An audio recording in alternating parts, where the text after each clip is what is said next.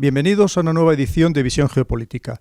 Pero en este caso, antes de comenzar, queremos recordar a las víctimas, a los fallecidos, asesinados y a los heridos de los terribles atentados que han tenido lugar hace una semana en Bruselas.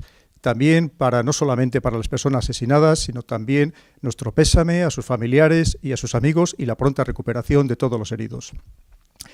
En este caso, en este programa, vamos a hablar sobre Irán. Este país que ha pasado en muy poco tiempo, en pocos meses, de ser uno de los más odiados sobre la faz de la Tierra, a de repente convertirse en uno de los países más queridos y más deseados. Para explicar el porqué de este cambio tan sumamente radical y también de las implicaciones que tiene actualmente la expansión de Irán en las proximidades, en Yemen, en Irak, en Líbano y, por supuestísimo, en Siria, vamos a tener con nosotros, como siempre, a los mejores expertos. Empezamos por Olga Torres. Olga, bienvenida. Olga es una grandísima experta arabista y participa habitualmente con las Fuerzas Armadas. Por otro lado, tenemos con nosotros al embajador Antonio Núñez. Antonio, bienvenido. El embajador Antonio Núñez lo ha sido todo, tanto en el mundo de la política como en el mundo de la diplomacia. Ha sido varias veces director general y secretario de Estado. También ha sido, entre otros muchos cargos dentro del mundo de la diplomacia, embajador en misión especial para asuntos de no proliferación, con lo cual les puedo garantizar que conoce al dedillo perfectamente todo lo relativo al acuerdo nuclear que se ha llevado a cabo con Irán. Por otro lado, ya tenemos a dos grandes conocidos de nuestro programa, casi ya son de nuestros asesores de cabecera. Por un lado, a Jesús Gil, profesor de la Universidad Autónoma de Madrid. Jesús, bienvenido.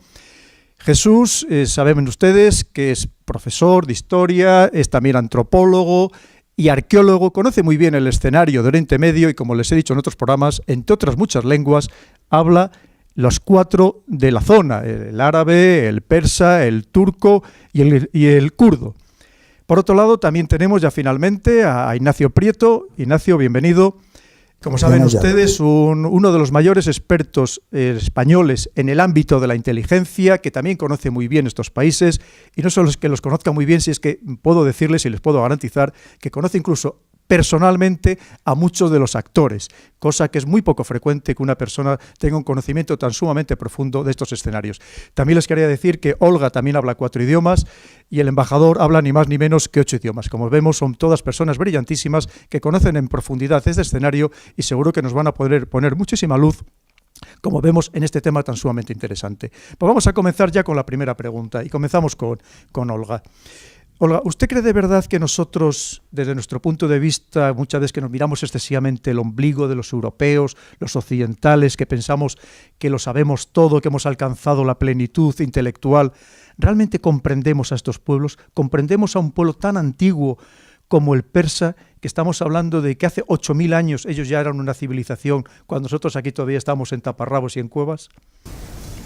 No, creo que no los comprendemos.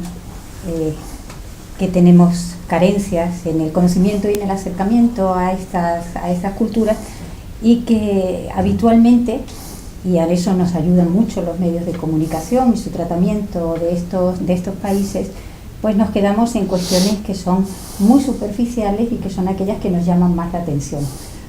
Una de ellas, las indumentarias. Y las indumentarias pues ya colocan a los pueblos en determinadas casillas, y los pueblos son plurales y los pueblos tienen, como bien dices, una historia a sus espaldas.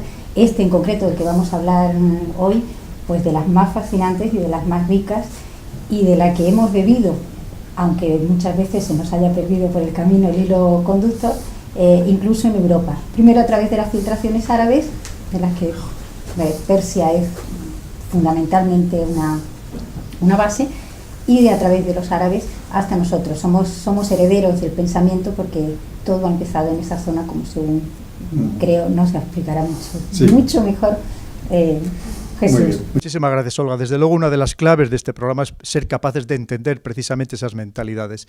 Ignacio, ¿y qué ha llevado a que haya este cambio tan sumamente radical, que desde el año 79 nos llevaban diciendo, cuando se hace el ayatolá Jomeini con el poder en Irán, que eran unos demonios, que eran lo peor que existía en el mundo, que eran todos poco menos que medios salvajes, que iban a acabar no solamente con Arabia Saudí, sino con Oriente Medio y atacar a todo el mundo occidental?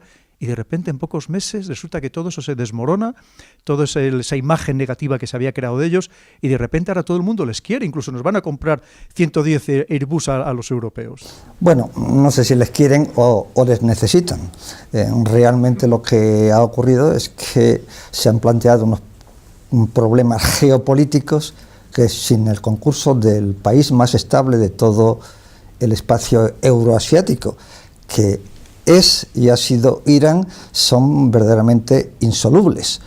Y aparte de ello, pues realmente el aspecto nuclear pues era una especie de espantajo que los países que no miraban con buenos ojos a Irán utilizaban para mantenerlo, digamos, aislado. Pero Irán no está aislado. Primero sigue siendo uno de los grandes productores de petróleo, y además su poder blando, su influencia cultural va desde el Líbano prácticamente hasta el Indo, incluso al otro lado del Indo.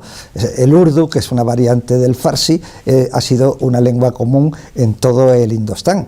Así que realmente era una imagen distorsionada la que estábamos ofreciendo, o nuestros políticos o nuestros medios de comunicación ofrecían, del país Irán real, que quizá el único estigma que se le podía achacar es que sufre el dominio de una teocracia, cosa que realmente en nuestras culturas occidentales pues está realmente mal visto. Pero estamos hablando de una teocracia, pero en realidad, Jesús, lo podríamos considerar también que es una democracia, otro tipo de democracia, una democracia religiosa. De hecho, las principales autoridades del país son elegidas de modo democrático por el pueblo. No tenemos a lo mejor una percepción de que nuestras democracias, que también tienen muchos defectos, son en cambio el modelo a seguir, y no podemos a lo mejor entender que existen otros tipos de democracias en el mundo que pueden ser también viables y que satisfacen a su pueblo. Bueno, en cierto modo, para no confundir al público, no me gustaría llamarlo una democracia, porque ni siquiera lo puedo llamar una democracia oriental, porque entonces nos rompería un poco el esquema. Pero es cierto que la manera de estar organizado el gobierno iraní desde el año de la revolución, el 79, y es bastante diferente al cual está organizado otros regímenes de la zona. Podemos hablar de Turquía, podemos hablar de Arabia Saudí, incluso estamos viendo aquí diferentes pueblos. Estamos hablando de los 3 grandes pueblos que intentan o quieren dominar lo que es el mundo musulmán. Ya se ha referido don Ignacio a la gran influencia que tiene Irán hasta más allá del Indo a través de ese derivado del persa, el dari.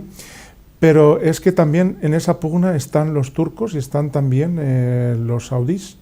Entonces vemos ahí árabes, vemos ahí turcos, y mucho de hecho ha quedado no solamente hoy, desde la época de la revolución, sino que es algo que está en la psique de esos pueblos desde prácticamente, no ya la aparición del Islam a principios del siglo VII, sino mucho antes, podríamos decir desde la aparición de los pueblos arios hacia el 1000 a.C. en lo que hoy es la meseta iraní. Así es. Embajador, efectivamente, si vamos hacia Oriente, allí hay 2 mundos que están ya ahora mismo chocando. Por un lado son los turcos, el mundo turcómano, que se extiende incluso hasta el Xinjiang, hasta China, y por otro lado, efectivamente, el mundo persa, quizá queriendo volver a sus orígenes, a ese imperio aqueménida de hace 600 años antes de Cristo, en el que no solamente están los hazaras en Afganistán, sino también los tayikos, que también son muy próximos al mundo persa. ¿Cree que esto puede ser un enfrentamiento en el futuro entre Irán y Turquía, o que de hecho ya lo está viendo, como por ejemplo en escenarios como puede ser en Siria?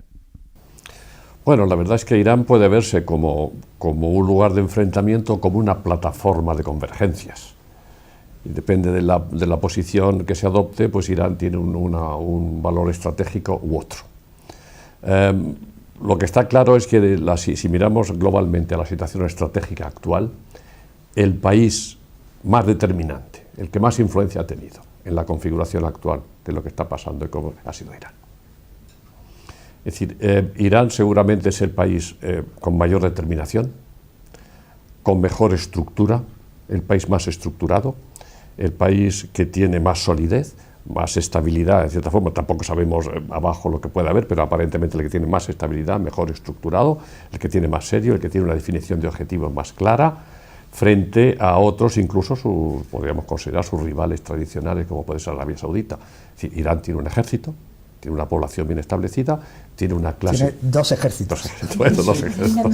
Por así, tiene, efectivamente, por falta de uno, tiene dos. Están bien estructurados, tiene una sociedad muy bien educada, tiene una élite cultural y académica importante. Por lo tanto, en la zona es el país que realmente tiene más entidad, más configuración, más visión de futuro, y por lo tanto puede ser o un lugar de, según se mire, o de confrontación cara a otros que quieren, o puede ser un lugar donde realmente puedan confluir varios mundos y se puede establecer una simbiosis que puede ser igual. Así es, de hecho confluyen al menos 4 mundos y efectivamente hay que saber rentabilizar probablemente esa posición tan sumamente estratégica que tiene Irán. Ha comentado lo de los ejércitos y además tiene una grandísima capacidad de movilización. Precisamente de esos ejércitos hacen que Irán sea un país muy difícil de conquistar, creo yo, Ignacio, sobre todo porque tiene una gran ventaja que es su orografía. Prácticamente tiene unas murallas impenetrables que son esas montañas. Las montañas del Zagros. Y ¿usted cree de verdad que hubiera tenido alguna posibilidad de llevarse a cabo una invasión en su momento, como se llegó a planear por parte de Estados Unidos e Israel, de ese país, o aquello hubiera sido absolutamente inviable? Hubiese sido totalmente inviable, no solo por su orografía, no solo por un país que cree en sí mismo, sino porque el país, desde la época zoroástrica, es decir, de hace 2500 años, tiene una verdadera obsesión por el sacrificio, que con el mundo chiita se ha reforzado todavía más. Es decir, la guerra entre Irán e Irak en 1987, creo, que en principio partía con enorme ventaja por parte de Irak, que era el ejército árabe mejor dotado, mejor formado y tenía el apoyo de Estados Unidos, que invadía a una nación que había sufrido la convulsión de la Revolución Islámica. Parecía que estaba claro cómo iba a saldarse. Bien, no se saldó como máximo en tablas, o quizá con una victoria moral de Irán. ¿A base de qué? Del sacrificio de esa población que cree que el martirio por una causa justa es algo que honra al ser humano. Así es, efectivamente, estamos ante un pueblo tremendamente orgulloso, quizá también porque ha tenido un pasado de esplendor y quizá por su propia idiosincrasia y porque también la montaña da un carácter muy especial. ¿Usted cree, Jesús, que este pueblo efectivamente, por este carácter, lo que va a hacer es que él sea capaz de sobrevivir mucho mejor que otros países del entorno o incluso llegar a ser de verdad la auténtica potencia regional, precisamente por ese carácter de esos casi 80 millones de personas que componen este país? Estoy de acuerdo, ese carácter es parte importante, pero también otros elementos. Y voy a citar un elemento que lo comentamos privadamente en el pasado, hace unos meses, el tema de la mentalidad indoeuropea. Estos 3 grandes pueblos tienen una estructura mental parecida a su lengua. Es decir, los pueblos túrquicos, una lengua aglutinante de Asia Central, el árabe una lengua semita, trilítera, pero en cambio el farsi, el persa y el kurdo son 2 lenguas indoeuropeas, son primos hermanos. Es decir, tiene una estructura mental a la hora de hacer las declinaciones o las frases muy parecida a la que puede ser un ruso o un alemán. Entonces es muy curioso, incluso hay terminología, mother, father, que son términos que se parecen mucho, y entonces es mucho más fácil para un occidental europeo aprender esa lengua que las otras lenguas, paradójicamente. Entonces eso también les ha dado una estructura mental muy peculiar, que se puede ver muchas veces personalmente que cuando estás tratando a un persa o estás tratando a un kurdo no es realmente cuando estás tratando a un árabe o turco, con sus pros y sus contras. Entonces es cierto también el elemento del martirio es muy importante desde la batalla de Kerbala, el Imam Ali, pero también es paradójico la falta de bomberos suicidas o bombas suicidas, kamikazes, entre los chiíes en rasgos generales. Está prohibido en el Islam. Está prohibido, que a pesar de ese martirio, ellos no se inmolan, no son kamikazes. Entonces es un pueblo que culturalmente es muy interesante por toda esa mezcla de idiosincrasia pasada cultural. Y el tema, una de las cosas que decía don Ignacio, el tema de la victoria moral que tuvo Irán durante la guerra Irano-Irak, que realmente ellos mismos se jactaban que teniendo la tecnología de las armas químicas no las utilizaron durante esa guerra. Entonces ellos tienen esa especie de martirio moral muy asumido y es parte importante, indisoluble de lo que es el carácter persa hoy en día. Abundando un poco en lo que acaba de decir Jesús, el carácter indoeuropeo, a pesar de que eso suene un poco a racismo, funciona en dos diferentes vertientes. Por un lado, en el lingüístico, hace del farsi una lengua llave para aprender las lenguas semíticas, las lenguas indoeuropeas y las lenguas brahmánicas, ¿no? O sea, que los hace mucho más, digamos, cosmopolitas que ningún otro pueblo de su alrededor. Pero además, con su mentalidad indoeuropea nos entienden a nosotros mucho mejor que ninguno otro de los pueblos. O sea, realmente un iraní medio, viviendo en el mundo occidental, se integra en su mundo, se integra en lo que le interesa, es capaz de mantener un núcleo, digamos, atávico, un núcleo cultural, pero nunca va a ser un marginado, siempre es un integrado. Estamos viendo que efectivamente es un pueblo muy orgulloso. Es cierto que esa cultura y esa historia, que por cierto es quizá el único pueblo de todo el entorno que ha mantenido de verdad su cultura y su historia prácticamente intocable, eso ha tenido mucho que ver también en el desarrollo en su momento del programa nuclear, porque era una muestra del orgullo nacional el tener un poder que por lo menos impidiera a manera de disuasión la invasión por parte de otra potencia.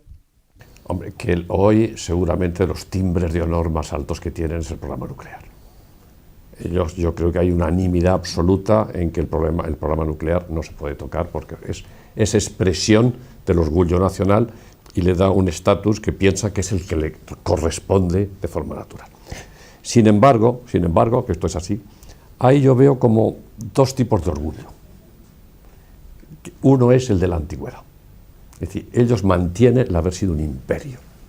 Pero ese imperio tiene que ver y no tiene que ver con el orgullo actual, que se compagina no demasiado bien con el tema, digamos, islámico. Y de hecho hubo críticas en tiempo de Ahmadinejad, hubo críticas del líder supremo Ahmadinejad, que cada vez que venían, digamos, personalidades foráneas, extranjeras, Ahmadinejad los quería llevar mucho a los lugares históricos del imperio, del gran imperio persa, con un cierto resquemor o cierta no satisfacción del líder supremo, que quería subrayar más los aspectos, digamos, islámicos frente a los aspectos históricos persas o Persépolis, ¿no? Pero que el tema es un orgullo nacional está clarísimo. ¿Cuándo? Y hago una pequeña decisión. ¿Cuándo nace este orgullo por tener, o esta pasión por el tema nuclear? Yo creo que es cuando se produce la invasión, en mi opinión personal, cuando se produce la invasión de Irak, donde consiguió, por el temor que daba a que se estableciera por primera vez un régimen teocrático, hubo un temor muy grande, una conmoción muy grande en todo el mundo occidental. Entonces se consiguió que hubo seguramente una de las más grandes coaliciones que se hayan hecho nunca contra Irán. Ahí estaban todos contra Irán. Y a pesar de que, como ha dicho bien Ignacio, fue una invasión ilegítima, no encontró el menor apoyo. Era todo el mundo contra Irán. Y eso menos Siria, el único que la apoyó. Claro, el único que la apoyó. Pero por eso ahora están correspondiendo a esa fidelidad. Pero yo creo que en ese momento alguien debió de pensar, si tuviéramos la bomba atómica, no nos pasaría esto. Sin duda. Y seguramente es una de las explicaciones que pueden haber. Es una, pero no la única, porque el programa nuclear lo inicia el Shah. Con apoyo americano. Con apoyo americano, o sea, casi con invitación americana, que supongo que la invitación era que le querían vender material nuclear y tecnología nuclear, etcétera, etcétera. Cuando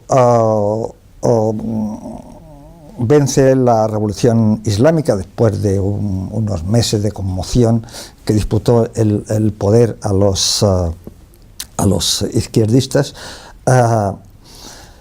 el Ayatollah Khomeini hace una especie de fatwa hablando de que el poder nuclear es haram, no es islámico. Pero después, y en eso también los iraníes son maestros con su fórmula clásica de la taquilla, de la disimulación. Después el mismo Khomeini se olvida de su formulación islámica y encuentra razones para, de una forma solapada al menos, dejar que los técnicos avancen en el programa nuclear.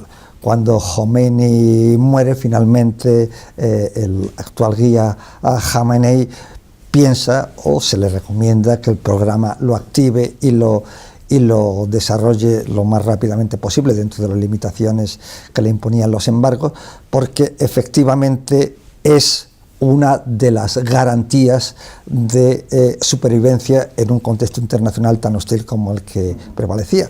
Pero además hay un argumento que además lo acepta la oposición iraní más rabiosa, los monárquicos es que Irán, como potencia regional, debe tener arma nuclear, puesto que países como Israel, como Pakistán y como India, que son relativamente vecinos, a la postre tienen fronteras comunes, lo tienen. No hay ninguna razón para contradecir ese aserto.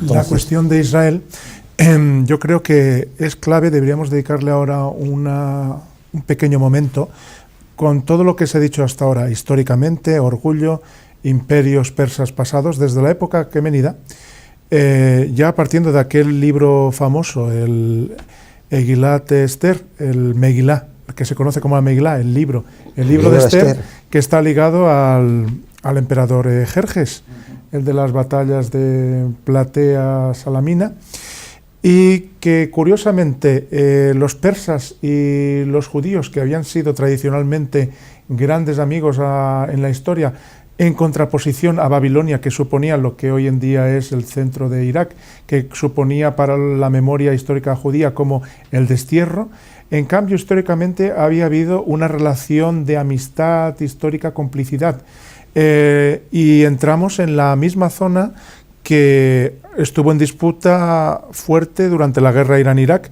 el Juzistán, la zona de la Susiana, que efectivamente en la Ahwaz, que del cual proceden varios personajes importantes que están en el gobierno israelí o en cuestiones de defensa, Saúl Mohad, por ejemplo. Vamos, esto es muy ambiguo, dentro muy bien de la mentalidad iraní.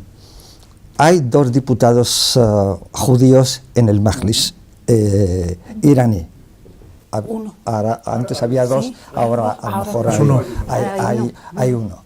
Es decir, ha bajado la población, se ha quedado llegó a haber 100.000 hace muchos años. Sí. O sea, que realmente cristianos y judíos son Ahl Kitab, la gente del libro, no son gente a masacrar.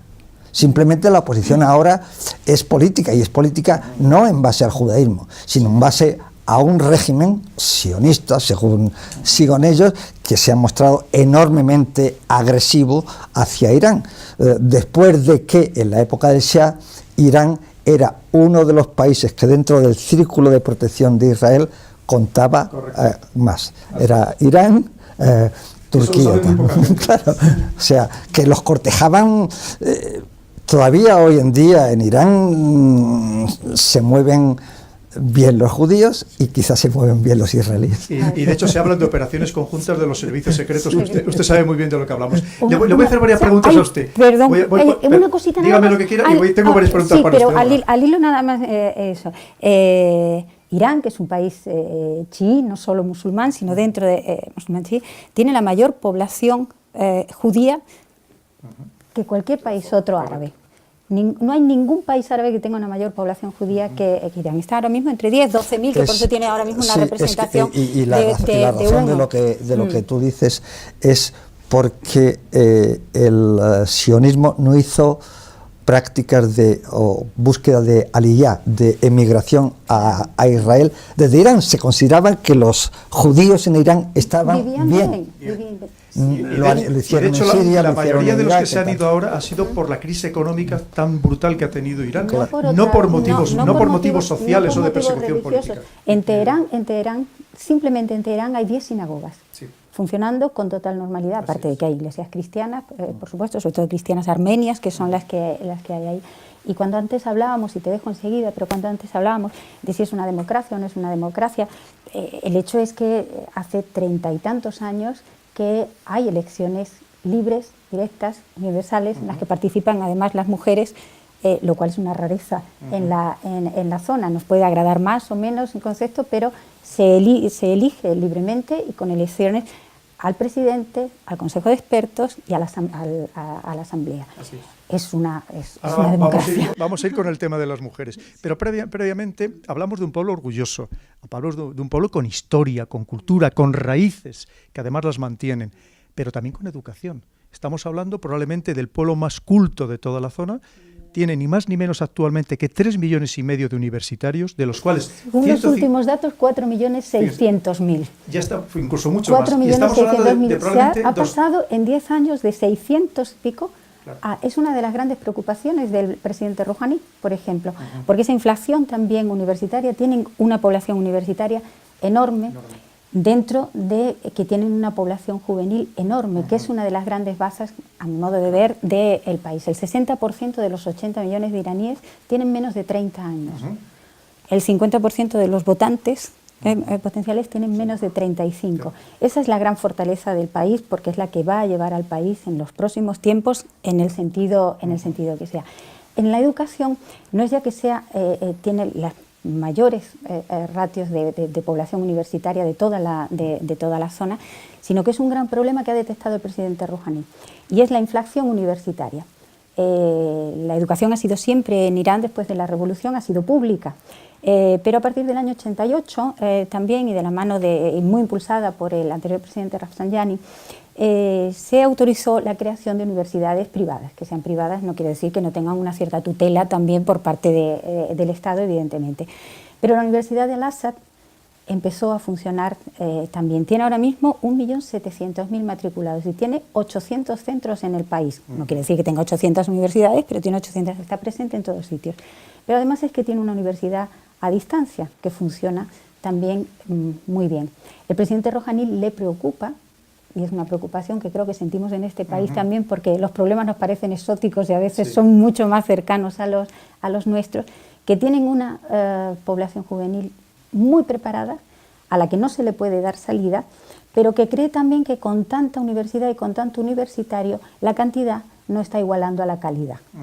Y la calidad es importante porque en el último plan que hay ahora mismo en vigor, de 2016 a 2021, que va a ir uno de los pilares, uno es la economía de resistencia, porque la resistencia sigue estando bien, como han comentado otros compañeros, la resistencia, el orgullo y el no moverse sigue siendo aún a día de hoy un plan fundamental, un pilar fundamental, pero el otro es la excelencia, porque les preocupa mucho. Claro. Ese es el vuelco que a mí me resulta esperanzador en los próximos años, el demográfico y el educativo. De hecho, actualmente, con la penuria económica a la que le había llevado el embargo y todo lo que había sucedido con el tema del programa nuclear, el 25% de los universitarios estaban fugándose a otros países. Claro.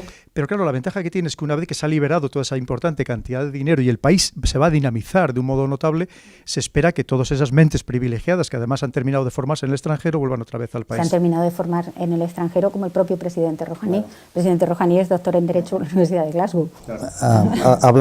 Abundando en esto de que estamos hablando, una de las peculiaridades de la revolución islámica en Irán es que no cerró el camino a los expatriados. Es decir, después de la revolución, toda una clase, posiblemente la clase privilegiada por el régimen del Shah Pahlavi, emigró al extranjero.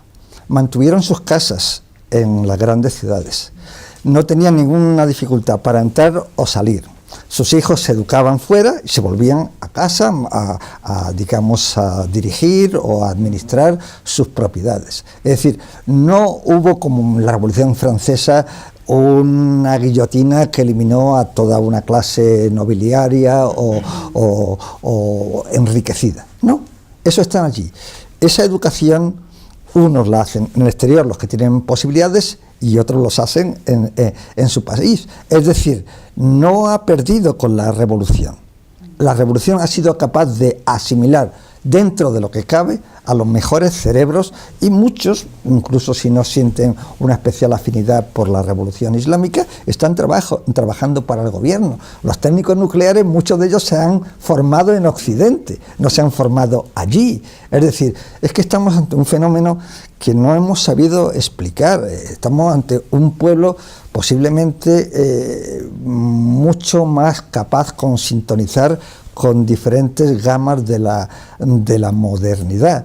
Antes hablamos de educación, pero es que en la cultura es algo asombroso. Es un país que mantiene su cultura milenaria, al que a un recién nacido lo primero que le cuenta su abuela al oído es un verso de un poeta clásico, para que lo primero que oiga del mundo sea algo bello. Es que un taxista te cita a los versos de Hafiz o de Nizami. Eso, en el mundo en que estamos, es algo absolutamente asombroso. Eso da la idea de la capacidad de adaptación del iraní medio a dificultades como las que se produjeron después de la Revolución Islámica, y cuál es su pulsión hacia desarrollar el país, incluso poniendo entre paréntesis el hecho de que la cúpula de política de ese país es una monocracia, una teocracia. Ahí está una de las peculiaridades y fuertes baluartes del espíritu persa iraní actual, ese orgullo basado en la educación, que es cierto, la tienen, incluso que da paso a un aspecto muy peculiar. Ya dentro de las habituales luchas históricas de Imperio Otomanos y el Safávida persa, que son esas bromas, cuando escarbas en la sociedad iraní, que hacen, por ejemplo, los persas sobre los turcos, que los tienen en sus chistes como el tonto de Lepe. Le llaman Kalaturki, es cabeza de turco. Sí, Kalaturki. Lo hacen con los azeríes también. Sí, por ejemplo, sí, el azerí, que es un pueblo túrquico, de lengua turca. No solo con los turcos, y que curiosamente, en el caso de Nasruddin Hoxha, que en el Imperio Otomano tiene fábulas de hombre listo, pero en el mundo persa es el Mulá Nasruddin que tiene fábulas de tonto de Lepe, porque se supone que es de origen turco. Incluso hay bromas muy peculiares. Por ejemplo, uno de los chistes persas más conocidos, que hay, por ejemplo, un clérigo de origen turco en Irán, y que siempre que quiere hablar con Dios escribe una carta y en vez de tirarla en el buzón normal, la tira en el buzón de basura, porque cree que ese es el buzón de las cartas. O sea que bueno, ese tipo de bromas malévolas... Es que hay algo que no hemos dicho del contexto histórico, que es muy importante, que es que el Irán, ese Irán imperial, estuvo sojuzgado prácticamente 800 años por el califato abasida. Sí. Y con visires Seljuk, de otra etnia turca. Eso lo tienen asumido porque en gran medida, a pesar de estar bajo dominio, digamos, de un califato turco, o de unos visires turcos, porque el califa estaba en Bagdad y no pintaba nada en el contexto iraní, pero ellos iranizaron la cultura de sus invasores. Y después toda la cultura túrquica, toda, incluso el mismo Mimar Sinan, el gran arquitecto de los sultanes otomanos, era iraní. Préstamos de palabras de origen persa. En la lengua turca, incluso actualmente, después de la limpieza de la época republicana de Ataturk, hay mayor proporción de palabras persas que de palabras árabes, o sea, prácticamente el doble. Y a esto quería preguntarle, don Antonio, ¿ha visto ese carácter mordaz, sarcástico en los persas cada vez que ha visitado Irán? Hombre, yo creo que son gente de un espíritu fino. Ahí está la cuestión. Muy diplomático. Espíritu fino. Y eso yo creo que tiene cierta finura. Pero yo sí quería, yo creo que con eso le contesto, ¿no? Sí. Son magníficos negociadores. Sí. Eso ha hecho. Saben ganar tiempo, ¿verdad? Saben ganar todo. Es decir, no hay ningún país que haya podido resistir una presión negociadora de más de 12 años no solamente a Estados Unidos, sino a las 5 grandes potencias: Estados Unidos, Rusia, China, Inglaterra, Francia, los 5 del Consejo de Seguridad con derecho a veto, más Alemania. Han resistido y han sabido negociar, y hasta que no han ganado la negociación no han salido. Eso denota los grandísimos jugadores de ajedrez y de tal que son. Pero yo hay 3 cosas que me gustaría de conversaciones anteriores que quería decir. Uno es el tema de la democracia. Hombre, si uno mira al mapa geopolítico, realmente da un poco de cosa mirar y ver que los 3 países con cierta democracia no son árabes: Israel, Turquía y Irán. Hombre, la democracia de Irán es una democracia sui generis. La verdad es que tiene muchos pesos y contrapesos, es muy complicado. Cuando tuve que estudiar la Constitución, todo tiene que es pesos y contrapesos, pero al final todo termina en el líder supremo, que lo resuelve todo, que resuelve las últimas definiciones. Y unos controles y unos filtros muy grandes. Yo quiero ser diputado, efectivamente va a ser elegido, pero antes tienes que pasar un filtro que yo te autorice para que tú puedas ser candidato. Por tanto, son demócratas de cierta forma más que los otros. El segundo tema que quería mencionar era el tema del nuclear. Evidentemente el tema nuclear lo impulsaron los americanos, porque era uno de los 3 pilares en los que se basó el orden geopolítico después de la Segunda Guerra Mundial, que se basaban en Persia, en Israel y en Turquía, fundamentalmente en otros países. Bueno, pero en los Estados Unidos quisieron que él tuviera, en vez de exportar el petróleo, que en vez de producir electricidad con petróleo, que produjeran electricidad con nuclear y exportaran el petróleo y sacaban más dinero. Pero claro, como lo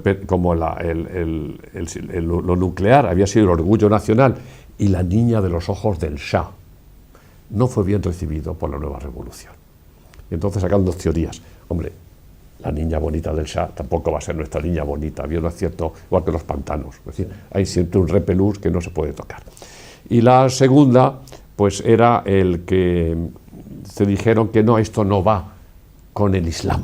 Y es decir, no, las bombas atómicas o la energía nuclear no es islámica.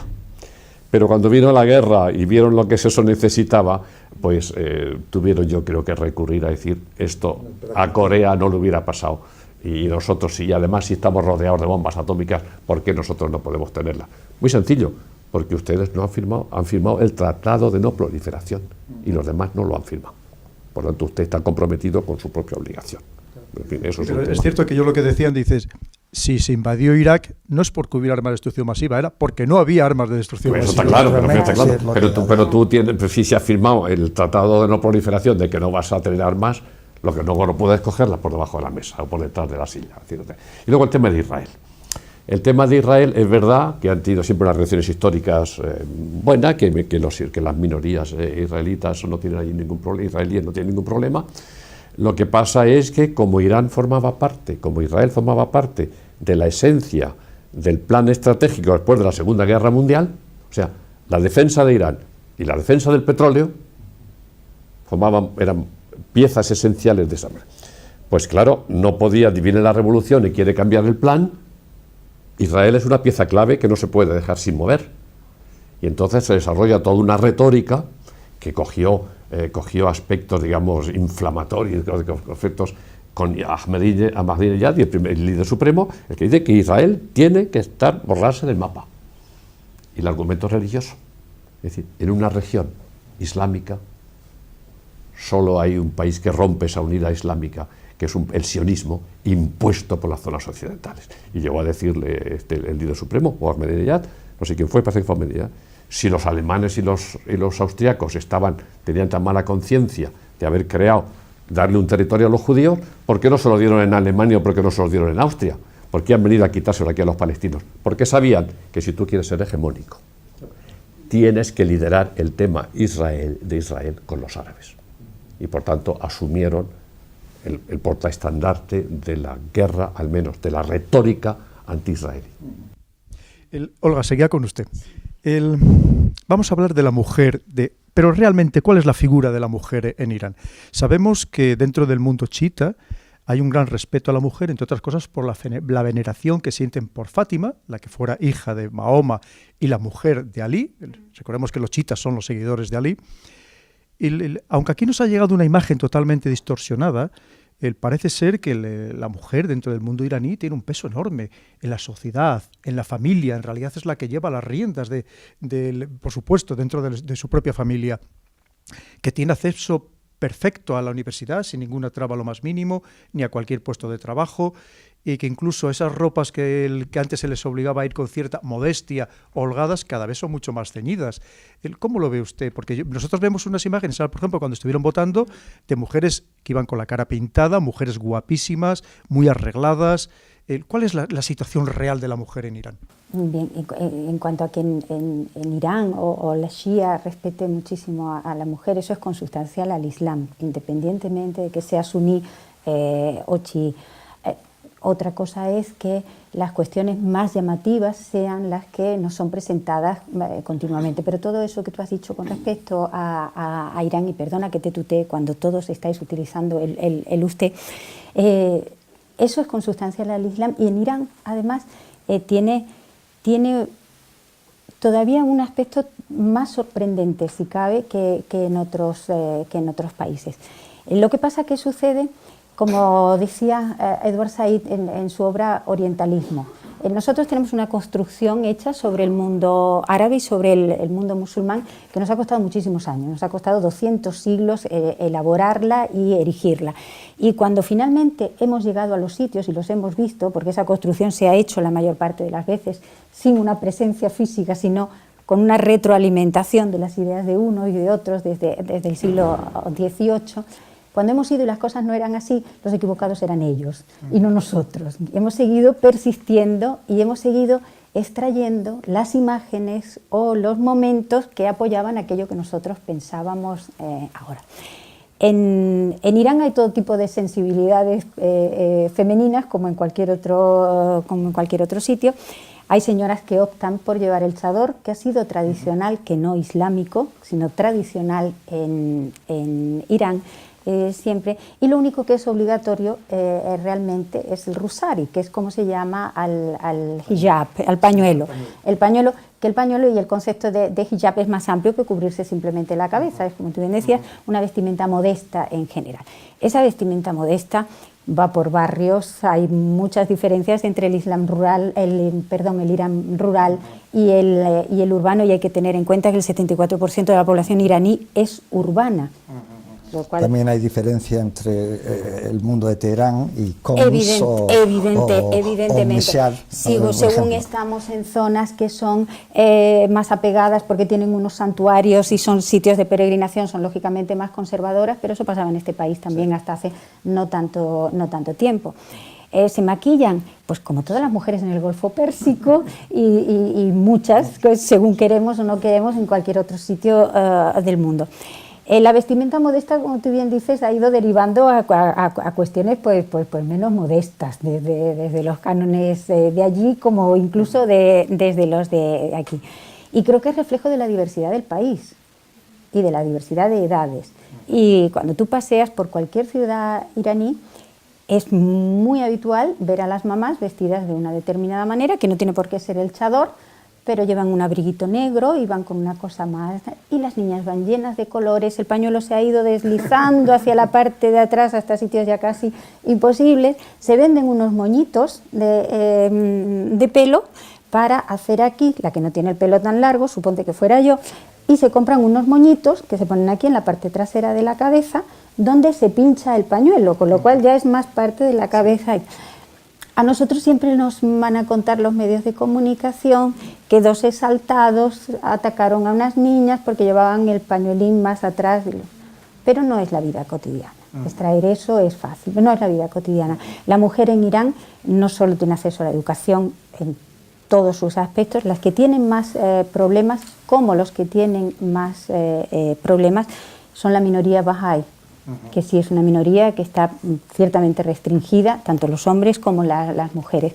Las mujeres son enormemente educadas, las mujeres están en todos los sectores laborales, muchísimo más representadas que en los países árabes que yo conozco, al menos. No es inhabitual entrar a las sucursales bancarias y que te atienda una mujer, pero en la dirección, y que las ves en todos sitios, conducen en mayor proporción que en ningún país árabe, no digamos ya del Golfo, que no conducen en absoluto. En Arabia Saudí, por ejemplo, un país diverso para la mujer, para los hombres y sobre todo con unas dinámicas, como bien decías, muchísimo más cercanas a las nuestras. Un país con 30 millones de internautas y entre 60 y 110.000 blogs activos en el país, cifras que los acercan muchísimo más. En realidad teníamos una visión absolutamente distorsionada porque no se corresponde después con la realidad. Sí, que siguiendo lo que quería decir es, siguiendo en esta dirección de pensamiento que estaba diciendo, que realmente incluso tienen un poder decisorio en muchos estamentos de la vida, no solamente social, sino empresarial. Claro. Empresarial y académica. Hay mujeres, hay mayor cantidad, por ejemplo, de mujeres rectoras o directoras de departamentos o directoras de empresas privadas que incluso lo que estoy viendo hoy actualmente en Turquía, donde ha habido un retroceso estos últimos 5 años, por poner un ejemplo. En la sanidad pública también tiene una presencia masiva. Sí, ha crecido ahora también, pero han pasado de 9 a 14 diputadas también en la Asamblea y quedan 69 escaños por asignar todavía. Igual podemos abrir que tenemos la segunda vuelta. Hablando de este tema, es decir, seguramente no saben todos los que nos pueden estar viendo o oyendo que si hablamos antes, que si hay 22 ministros, 20 son doctores en prestigiosas universidades extranjeras.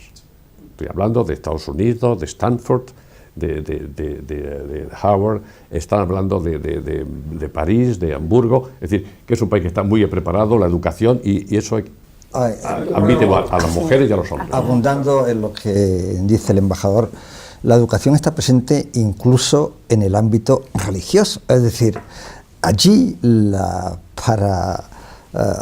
dentro del esquema jerárquico o religioso, los años de estudio son una componente clave para participar en la vida religiosa, pero también en la vida política. Por ejemplo, el Consejo de Expertos, quien tiene que elegir al marjá, al guía, al Jamenei cuando fenezca o cuando esté imposibilitado. Tienen que tener unos requisitos académicos, tanto académicos como teológicos, que en ningún otro país del mundo, en ningún otro estamento, digamos, consultivo, lo tienen. O sea, allí no hay políticos de a pie. Allí, para hacer política, hay que tener credenciales académicas, credenciales teológicas y credenciales políticas. O sea, no llega un señor que ha salido de su pueblo y que ha escalado en el partido, no. Es otra cosa. Por eso son tan duros como negociadores. Porque es que yo creo que concentra una cantidad de experiencia y de sabiduría que en el mundo occidental, con nuestras prisas y con nuestra corte con la historia, no podemos alcanzar. Le iba a preguntar algo a usted como experto en inteligencia. En el año 51, cuando Irán pretende nacionalizar el petróleo, hoy en día ya hay archivos desclasificados que dicen que la CIA, interviene para llegar a generar un golpe de Estado, para evitar precisamente esa nacionalización del petróleo. Desde entonces es cierto que Irán ha temido una enorme implicación de los servicios de inteligencia extranjeros en la posibilidad de llegar a crear una subversión interna. Hoy en día la gran amenaza pudiera venir precisamente por estos jóvenes hiperformados que a lo mejor se pudieran sentir frustrados y que sería relativamente sencillo llevarles a una revolución, como ha pasado en otros países, o incluso también recordemos esas minorías que existen en el país, de baluches, incluso de afganos, que aquí cuando hablamos ahora del gran éxodo que se ha producido en Siria, y decimos que es el más importante desde la Segunda Guerra Mundial, y no es verdad.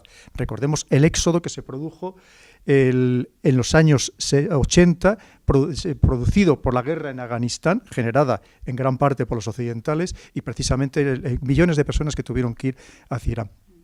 En cualquier caso, ¿cree usted que efectivamente uno de los grandes retos o amenazas a los que se enfrenta ahora mismo Irán es precisamente a una manipulación de su población para acelerar a lo mejor un cambio de sistema político dentro del país?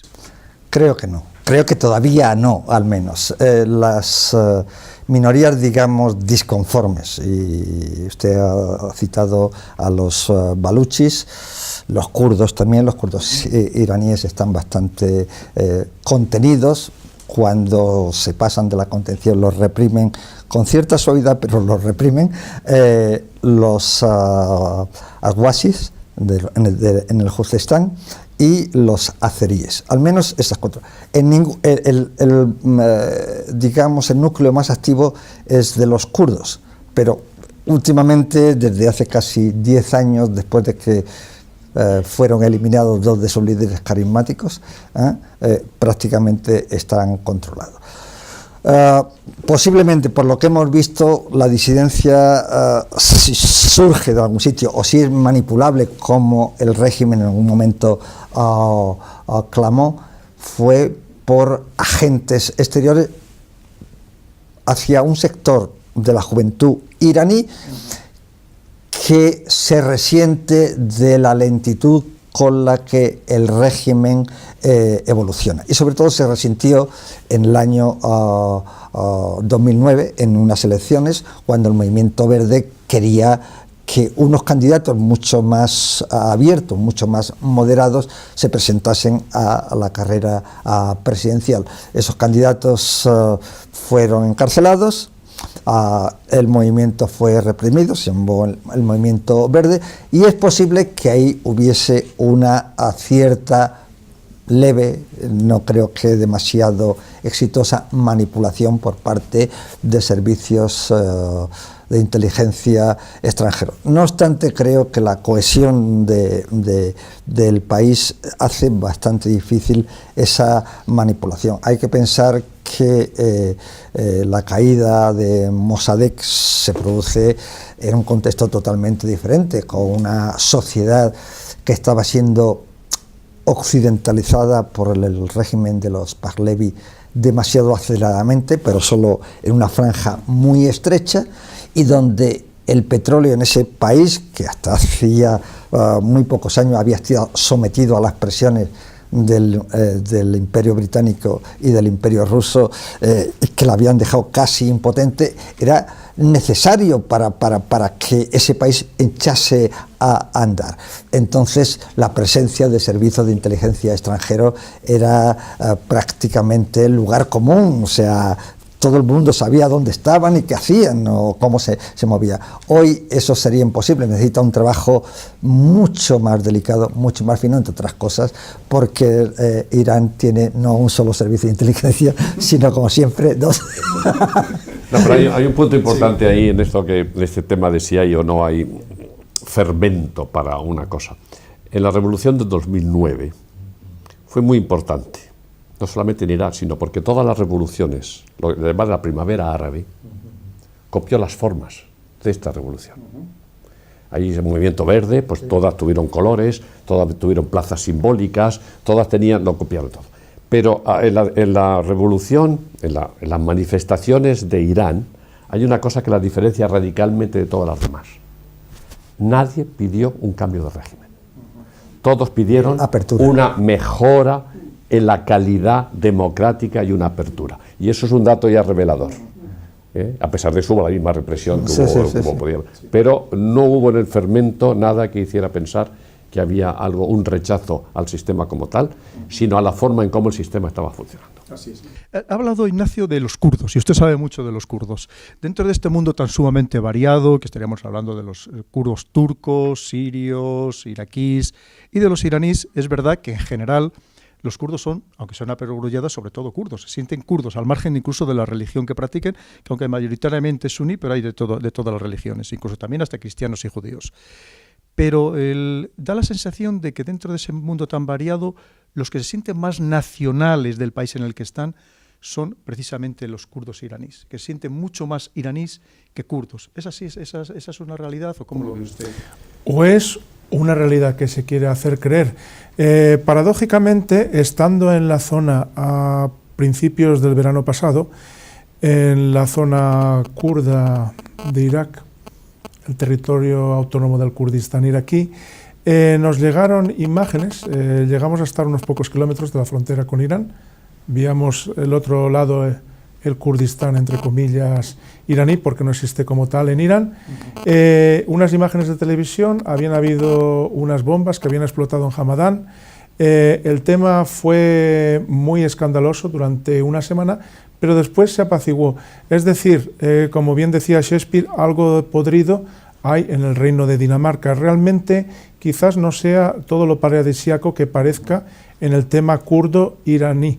Actualmente algo pasa, algo se mueve, no sabemos en qué dirección, pero es realmente que en el pasado, a los primeros años de la revolución, es uno de los estratos más tranquilos de toda la sociedad. De esos 4 grupos un poco rebeldes que han habido tradicionalmente desde la época de la revolución, quizás ha sido de los 4 el menos problemático. Vamos, Jesús, Sí. para complementar lo que tú has dicho. Sí. Irán ha jugado, como siempre, sus bazas kurdas de una forma mucho más sutil. Los ha reprimido, pero suavemente, no a lo bestia como Saddam Hussein en su tiempo, no los ha marginado completamente como Hafez al-Assad y su hijo posteriormente, no los ha confinado en el sudeste del país, en Anatolia, como los turcos. Los ha dejado participar en la vida. Simplemente a los más irreductibles les ha apretado bien las clavijas. Solo ha masacrado, y realmente con un tino especial, a sus 2 grandes líderes. Uno es, se me han olvidado los nombres, los 2 murieron en Alemania, en restaurantes y tal, donde los liquidaron, ¿no? Conversando de paz con miembros del gobierno iraní, ¿no? Pero dicho esto, lo que queda de la fuerza miliciana de los 3 o 4 partidos kurdo iraníes que existe, están confinados a la montaña de Kandil. La montaña de Kandil es una zona, digamos, bastante abrupta, que está en las 3 fronteras entre Turquía, Irán e Irak, pero que físicamente está en territorio iraquí. Entonces, en tanto en cuanto no se muevan de las montañas del Kandil, el gobierno iraní no va a actuar de forma, digamos, contundente contra sus kurdos, sino va a tratar de cooptarlos para que consigan mayor grado de representatividad en las provincias de origen kurdo, sobre todo en la región casi azero-kurdo, que es Mahabad. Perdón, un segundito. Es que siempre hablamos, cuando hablamos de Irán y en general de la cuestión kurda en cuanto a las minorías, y sin embargo la percepción que hay cuando se está allí es que les pinchan mucho más los baluchis en la zona sureste. Son mucho más incontrolables. Son mucho más incontrolables, están fronterizos con Pakistán, tienen una frontera porosísima en la que hay todo tipo de tráficos entrando y saliendo por allí que nos reconocen, y sin embargo es la vía de entrada también en una de las zonas más pobres de Irán, si no la más pobre, el Baluchistán, la más pobre, y es un agravio que ellos enarbolan continuamente, por donde les está entrando la droga. Y tienen un problema tremendo de drogas en Irán, una cosa que los asimila también mucho a nuestros problemas. Y reconocidos gubernamentalmente 2.200.000 drogadictos, adictos a la heroína y al opio, con unos problemas tremendos, y les viene de Baluchistán. Y sin embargo nosotros siempre hablamos más de la cuestión kurda, cuando él genera dentro de Irán un mayor problema doméstico para su población juvenil y tal, en la zona baluchi. Pero también es estratégico, porque en Baluchistán está el puerto de Gaudar, que es por donde tratarán de hacer un enlace con China.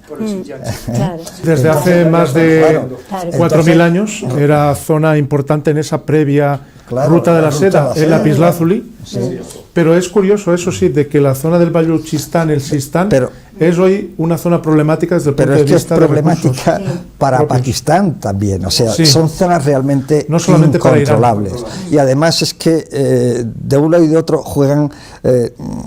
cambian de papel. Unas veces están con un gobierno, otras veces con otro. Porque otra cosa no reconocen los gobiernos oficiales. No, los baluchis han sido siempre ese pueblo de bandidos, como les han llamado todos los gobiernos que los han tratado de controlar, que se les han escapado por los tramos de la red. Se ve en la famosa película Caravana, que se hizo en la época del Shah de mediados de los 70, fue muy popular en España a mitad de los 70, matizando el tema que había comentado usted, embajador, del tema de la primavera árabe, que es que realmente los iraníes, a efectos oficiales estos últimos 3 años, han matizado que el tema de la primavera árabe realmente era una especie de exportación de la revolución iraní. Ellos han intentado venderlo como eso, y es que va dentro de este... Ellos primero intentaron, cuando ocurrió fuera lo mismo que habían tenido dentro ellos, les entró mucho miedo. Dice, a ver si ahora hay un rebrote aquí dentro. Entonces hicieron 2 interpretaciones. La primera es, vamos a vender al mundo que nuestra revolución islámica del 79 fue ya el inicio y el principio de estas revoluciones. Y entonces, ¿qué decían? Porque en esta revolución hemos hecho lo que habéis hecho vosotros, echar a los dictadores y a los sátrapas pro-occidentales. Por tanto, aquí estamos nosotros, reconoceros en nosotros. Y ahora empezar por aquí. Cuando aquello se tuerce y ven que están echando a la gente, que la primavera se va expandiendo, ellos son los primeros que se van a Libia a aconsejar a los libios que hagan lo mismo que ellos, mano dura y represión. Y por eso la primavera árabe tiene 2 fases. La primera hasta Libia, y la segunda en Libia, que es ya la represión y la guerra en la que estamos hoy en Siria. Le quería preguntar a usted, embajador, efectivamente los chiitas son una minoría dentro del mundo musulmán, se calcula que puede ser entre un 15 y un 20%, y desde siempre han sido perseguidos y por lo tanto han tenido que buscar argucias para sobrevivir. Parece ser que tienen un código secreto, alguno de sus pilares lo hemos comentado aquí, la taquilla, que es la disimulación, es decir, no aparentar lo que se es, que incluso parece ser que se llega a permitir incluso no decir que se es musulmán o chiita para salvar la vida. Si sí, es preciso. peligra la vida, efectivamente. Y luego hay otro pilar muy importante que es el kitman, que es el engaño, sobre todo el engaño al extranjero. Esos son los principios que se ha aplicado para este acuerdo nuclear, en el que parece que los únicos beneficiarios al final ha sido Irán, porque lo único que han hecho es posponer todo para dentro de 10 o 15 años. En realidad no han perdido nada y han ganado todo lo que tenían que ganar e incluso algo más. Hombre, yo he tenido que negociar con ellos, como he tenido que negociar con los árabes. El engaño, la simulación, el pretender, esto forma parte de todo tipo de negociación. Es decir, la ambigüedad, por ejemplo, cuando se empieza a negociar con ellos el tema de la suspensión, se inicia voluntariamente con una ambigüedad, porque eso da mucho juego diplomático. Yo entiendo por ambigüedad por decir suspensión, el que usted ya va a suspender para siempre, o yo lo digo como ellos dicen, no, voy a suspender hasta que hagamos otra cosa. Por lo tanto, las ambigüedades forman parte de toda negociación, de una forma o de otra, porque este es el margen que permite moverse, ¿no? Lo que pasa es que, claro, son muy maestros de la simulación y la disimular, de simular y de disimular. Y esas 2 cosas, pues son maestros. pero no solamente ellos, todos los árabes en general, todo Oriente Medio en esto han sido grandes maestros. Y yo creo que sí. Y luego ha habido, aparte de esta simulación, hay unos puntos muy claros, ojo, o sea, no totalmente simular y disimular.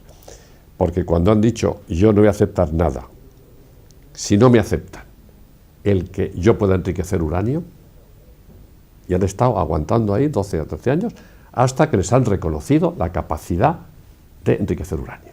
Ahí han salvado el orgullo, ahí han salvado, digamos, el orgullo nacional. ¿Por cuánto? Vamos a negociarlo. Les han metido que hagan 3,6%, que es el que se necesita para la utilización del uranio como combustible para las nucleares. Ellos no tienen nucleares, ojo. Entonces sorprende de decir, ¿por qué quiere usted? Es decir, para lo único que vale enriquecer uranio es para producir el combustible de los reactores, ¿vale? O para hacer una bomba atómica. Es decir, si usted enriquece hasta el 3%, 4%, le vale como combustible. Si usted llega al 80 o 90%, es la bomba atómica. Pero, ¿para qué tanta obsesión en querer enriquecer si no tiene usted centrales nucleares? Tienen 1 o 2 reactores, pero son de investigación. Entonces, esto siempre ha sorprendido mucho a Occidente. ¿Por qué quiere usted? Claro, muchas veces algunos han puesto el ejemplo de, mire usted, es como si tiene usted un vecino en casa que no tiene coches y está obsesionado en almacenar en el garaje gasolina. Y además tiene fama de pirómano. Dice, ¿qué se pregunta usted? ¿Para qué quiere usted enriquecer? Y el argumento, en este tema, uno de los argumentos, por ejemplo, que utilizan los expertos israelíes o de origen israelí, es que la zona donde se encuentra el epicentro del enriquecimiento de uranio, la zona de Natanz, es una zona muy sísmica. ¿Cree usted que tiene validez ese argumento que utilizan los israelíes? Bueno, yo sé que cuando los americanos decidieron que le iban a poner, pues los americanos hicieron un estudio en Massachusetts, el Instituto Tecnológico de Massachusetts, en el cual les proponían que tuvieran ni más ni menos que 20 centrales nucleares, poco a poco. Y entonces, para la primera, pues estuvieron averiguando zonas sísmicas, porque es un territorio sísmico. Y entonces, pues después de muchos estudios, buscaron Bushehr, que sería donde finalmente se estableció, que era el sitio menos peligroso. Esto ya se puede interpretar como se quiera. Las investigaciones americanas y todas condujo a que fuera Bushehr como la menos. Ahora, que en Fardow lo tenga, ¿qué estudios han hecho ellos? Esto ya no lo puedo. Estos planes futuros que habían de cara a Natanz, por eso... Bueno, Natanz está allí, Natanz sigue estando allí, lo que yo no sé entonces cuándo se puso y cuándo no, pero en fin, como esto... Me van a perdonar, pero ya no tenemos más tiempo. La misma pregunta para todos ustedes, por favor, en un minuto nada más. La expansión de Irán. ¿Se está convirtiendo de verdad, la pregunta, en la auténtica potencia hegemónica de Oriente Medio? Ahora mismo, en Yemen, a través de los saudíes, ha forzado incluso a Arabia Saudí a llegar a un acuerdo de paz, parece ser, ojalá se cumpla, una Arabia Saudí que se había desgastado enormemente en Yemen. En Irak controlan a través de las milicias chiitas claramente el gobierno también pro-chiita de Bagdad. En Siria, por supuestísimo, a través, con el apoyo de Rusia, ha conseguido mantener en el poder a al-Assad, e incluso en Líbano, a través de la milicia de Hezbollah, pues también lo controla. ¿Cree usted de verdad que va a ser la potencia hegemónica en los próximos años en Oriente Medio? No lo creo simplemente porque tiene 2 rivales muy serios. Por un lado Turquía y por otro Arabia Saudí. Aunque Arabia Saudí per se no es tan poderosa, pero tiene el arma del petróleo, que aunque hoy tenga una severa devaluación, siempre va a valer para conseguir aglutinar a su alrededor cierto número de países, sobre todo todos los países petroleros del Golfo. Y yo lo que creo es que Irán lo que ha perseguido prácticamente desde incluso su teórica independencia con el Shah Pahlavi, fue afirmarse como potencia regional. Tiene la convicción de que lo ha sido y quiere seguir siéndolo. Y para eso pues necesita organizar su pensamiento geopolítico, su pensamiento militar, incluso su pensamiento nacional de una forma, y es lo que está buscando, incluso quizá la actual modernización del régimen de los ayatolá con el presidente Rouhani y todo un conjunto de personajes modernizadores que están llegando a la política van en el mismo sentido. Olga, muy breve. Yo tengo que concordar con eso, y creo que lo único que pretende Irán es recuperar su lugar en el mundo en general y en el mundo local. Y creo que es un contrapeso necesario a otras potencias, tanto ideológicamente como geográficamente. Muchas gracias. Yo concuerdo con esta línea de pensamiento a rasgos generales que ha dicho Ignacio.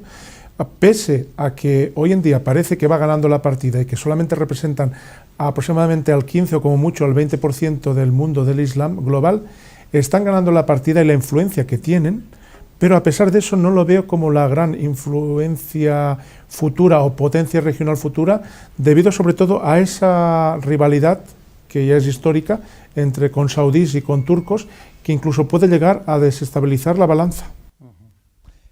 Embajador. Hombre, yo estoy de acuerdo con todo lo que se ha dicho aquí, que los tres, yo creo que ellos buscan ser hegemónicos, ¿vale?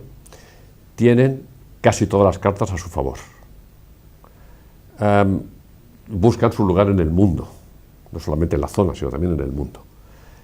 Y yo creo que, desde luego, nadie va a ser más hegemónico que ellos. O sea, yo no digo que va a ser el hegemónico, pero no veo a nadie que pueda ser más hegemónico que ellos, porque nadie tiene un ejército del poderío que tienen ellos, o los dos ejércitos, un interno y otro tal. Nadie tiene una población tan bien estructurada, tan bien formada, tan bien educada. Nadie tiene unos objetivos tan claros de lo que pretende, y todos los demás van a ver cómo frenan a Irán. Pero la diferencia es el que avanza y el que quiere poner el freno. Yo creo que si no son los hegemónicos, nadie va a ser más hegemónico que ellos en la zona. Pues aquí finalizamos este interesantísimo programa, como siempre, con los mejores expertos, con las mejores opiniones, las más versadas, para que ustedes también se formen sus propias conclusiones, como siempre, hablándoles con absoluta libertad, con independencia, con transparencia. Y, por cierto, quiero darle las gracias a todos ustedes porque están creciendo las personas que nos siguen de un modo exponencial. E incluso les quería invitar también a que, si alguno de ustedes se cree experto en alguna materia, no duden en contactarme a través de Twitter o a través de mi página web, que estaré encantado de que alguno de ustedes también participe en futuros programas. Y estamos recibiendo muchísimas solicitudes de temas a tratar y que, por supuesto, iremos tratando en próximas ediciones. Muchísimas gracias y hasta el próximo programa.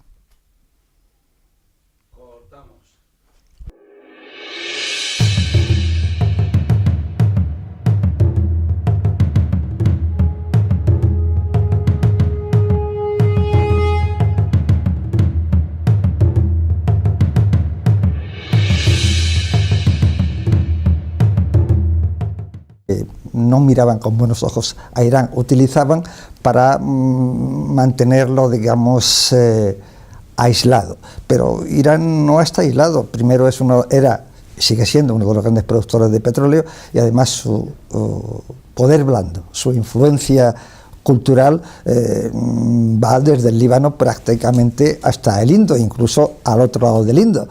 El urdu, que es una variante del farsi, ha sido una lengua común en todo el Indostán. Así que realmente era una imagen distorsionada la que estábamos ofreciendo, o nuestros políticos o nuestros medios de comunicación ofrecían, del país Irán real, que quizá el único estigma que se le podía achacar es que sufre el dominio de una teocracia, cosa que realmente en nuestras culturas occidentales pues está realmente mal visto. Pero estamos hablando de una teocracia, pero en realidad, Jesús, lo podríamos considerar también que es una democracia, otro tipo de democracia, una democracia religiosa. De hecho, las principales autoridades del país son elegidas de modo democrático por el pueblo. ¿No tenemos a lo mejor una percepción de que nuestras democracias, que también tienen muchos defectos, son en cambio el modelo a seguir, y no podemos a lo mejor entender que existen otros tipos de democracias en el mundo que pueden ser también viables y que satisfacen a su pueblo? Bueno, en cierto modo, para no confundir al público, no me gustaría llamarlo una democracia, porque ni siquiera lo puedo llamar una democracia oriental, porque entonces nos rompería un poco el esquema. Pero es cierto que la manera de estar organizado el gobierno iraní desde el año de la revolución, el 79, y es bastante diferente al cual está organizado otros regímenes de la zona. Podemos hablar de Turquía, podemos hablar de Arabia Saudí, incluso estamos viendo aquí diferentes pueblos. Estamos hablando de los tres grandes pueblos que intentan o quieren dominar lo que es el mundo musulmán. Ya se ha referido don Ignacio a la gran influencia que tiene Irán hasta más allá del Indo a través de ese derivado del persa, el dari. Pero es que también en esa pugna están los turcos y están también los saudíes. Entonces vemos ahí árabes, vemos ahí turcos, y mucho de hecho ha quedado no solamente hoy, desde la época de la Revolución, sino que es algo que está en la psique de esos pueblos desde prácticamente, no ya la aparición del Islam a principios del siglo VII, sino mucho antes, podríamos decir desde la aparición de los pueblos arios hacia el 1000 a.C. en lo que hoy es la meseta iraní. Así es. Embajador, efectivamente, si vamos hacia Oriente, allí hay dos mundos que están ya ahora mismo chocando. Por un lado son los turcos, el mundo turcómano, que se extiende incluso hasta el Xinjiang, hasta China, y por otro lado, efectivamente, el mundo persa, quizá queriendo volver a sus orígenes, a ese imperio aqueménida de hace 600 años antes de Cristo, en el que no solamente están los hazaras en Afganistán, sino también los tayikos, que también son muy próximos al mundo persa. ¿Cree que esto puede ser un enfrentamiento en el futuro entre Irán y Turquía, o que de hecho ya lo está viendo, como por ejemplo en escenarios como puede ser en Siria? Bueno, la verdad es que Irán puede verse como un lugar de enfrentamiento, como una plataforma de convergencias. Y depende de la posición que se adopte, pues Irán tiene un valor estratégico u otro. Lo que está claro es que si miramos globalmente a la situación estratégica actual, el país más determinante, el que más influencia ha tenido en la configuración actual de lo que está pasando y cómo ha sido Irán. Es decir, Irán seguramente es el país con mayor determinación, con mejor estructura, el país más estructurado, el país que tiene más solidez, más estabilidad, en cierta forma. Tampoco sabemos abajo lo que puede haber, pero aparentemente el que tiene más estabilidad. Secretario de Estado, también ha sido, entre otros muchos cargos dentro del mundo de la diplomacia, embajador en misión especial para asuntos de no proliferación, con lo cual les puedo garantizar que conoce al dedillo perfectamente todo lo relativo al acuerdo nuclear que se ha llevado a cabo con Irán. Por otro lado, ya tenemos a dos grandes conocidos de nuestro programa, casi ya son de nuestros asesores de cabecera. Por un lado, a Jesús Gil, profesor de la Universidad Autónoma de Madrid. Jesús, bienvenido. Jesús, saben ustedes que es profesor de historia, es también antropólogo y arqueólogo, conoce muy bien el escenario de Oriente Medio y, como les he dicho en otros programas, entre otras muchas lenguas, habla los cuatro de la zona: el árabe, el persa, el turco y el kurdo. Por otro lado, también tenemos ya finalmente a Ignacio Prieto. Ignacio, bienvenido. Como saben ustedes, uno de los mayores expertos españoles en el ámbito de la inteligencia, que también conoce muy bien estos países, y no solo es que los conozca muy bien, si es que puedo decirles y les puedo garantizar que conoce incluso personalmente a muchos de los actores, cosa que es muy poco frecuente que una persona tenga un conocimiento tan sumamente profundo de estos escenarios. También les quería decir que Olga también habla 4 idiomas y el embajador habla ni más ni menos que 8 idiomas. Como vemos, son todas personas brillantísimas que conocen en profundidad este escenario y seguro que nos van a poder poner muchísima luz, como vemos en este tema tan sumamente interesante. Pues vamos a comenzar ya con la primera pregunta y comenzamos con Olga. Olga, ¿usted cree de verdad que nosotros, desde nuestro punto de vista, muchas veces que nos miramos excesivamente el ombligo de los europeos, los occidentales, que pensamos que lo sabemos todo, que hemos alcanzado la plenitud intelectual, realmente comprendemos a estos pueblos? ¿Comprendemos a un pueblo tan antiguo como el persa, que estamos hablando de que hace 8.000 años ellos ya eran una civilización, cuando nosotros aquí todavía estamos en taparrabos y en cuevas? No, creo que no los comprendemos. Que tenemos carencias en el conocimiento y en el acercamiento a estas culturas, y que habitualmente, y a eso nos ayudan mucho los medios de comunicación y su tratamiento de estos países, pues nos quedamos en cuestiones que son muy superficiales y que son aquellas que nos llaman más la atención. Una de ellas, las indumentarias. Las indumentarias pues ya colocan a los pueblos en determinadas casillas, y los pueblos son plurales y los pueblos tienen, como bien dices, una historia a sus espaldas. Este en concreto, del que vamos a hablar hoy, pues de las más fascinantes y de las más ricas y de la que hemos bebido, aunque muchas veces se nos haya perdido por el camino el hilo conductor, incluso en Europa. Primero a través de las filtraciones árabes, de las que Persia es fundamentalmente una base, y a través de los árabes hasta nosotros. Somos herederos del pensamiento porque todo ha empezado en esa zona, como según creo nos lo explicará mucho mejor Jesús. Muchísimas gracias, Olga. Desde luego, una de las claves de este programa es ser capaces de entender precisamente esas mentalidades. Ignacio, ¿y qué ha llevado a que haya este cambio tan sumamente radical, que desde el año 79 nos llevaban diciendo, cuando se hace el Ayatollah Khomeini con el poder en Irán, que eran unos demonios, que eran lo peor que existía en el mundo, que eran todos poco menos que medios salvajes, que iban a acabar no solamente con Arabia Saudí, sino con Oriente Medio y atacar a todo el mundo occidental? Y de repente, en pocos meses, resulta que todo eso se desmorona, toda esa imagen negativa que se había creado de ellos, y de repente ahora todo el mundo les quiere, incluso nos van a comprar 110 Airbus a los europeos. Bueno, no sé si les quieren o les necesitan.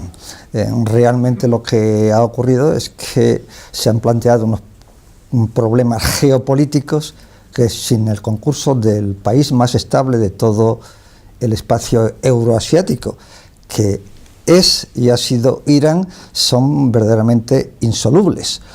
Y aparte de ello, pues realmente el aspecto nuclear pues era una especie de espantajo que los países que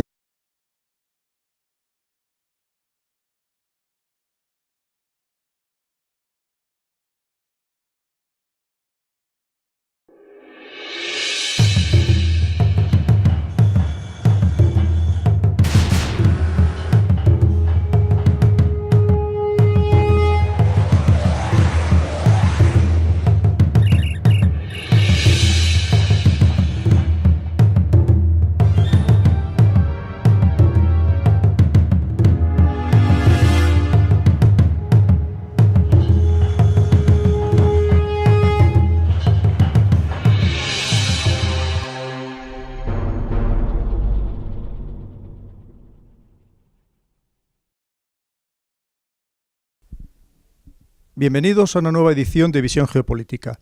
Pero en este caso, antes de comenzar, queremos recordar a las víctimas, a los fallecidos, asesinados y a los heridos de los terribles atentados que han tenido lugar hace una semana en Bruselas. También no solamente para las personas asesinadas, sino también nuestro pésame a sus familiares y a sus amigos y la pronta recuperación de todos los heridos. En este caso, en este programa, vamos a hablar sobre Irán. Este país que ha pasado en muy poco tiempo, en pocos meses, de ser uno de los más odiados sobre la faz de la Tierra, a de repente convertirse en uno de los países más queridos y más deseados. Para explicar el porqué de este cambio tan sumamente radical y también de las implicaciones que tiene actualmente la expansión de Irán en las proximidades, en Yemen, en Irak, en Líbano y, por supuestísimo, en Siria, vamos a tener con nosotros, como siempre, a los mejores expertos. Empezamos por Olga Torres. Olga, bienvenida. Olga es una grandísima experta arabista y participa habitualmente con las Fuerzas Armadas. Por otro lado, tenemos con nosotros al embajador Antonio Núñez. Antonio, bienvenido. El embajador Antonio Núñez lo ha sido todo, tanto en el mundo de la política como en el mundo de la diplomacia. Ha sido varias veces director general y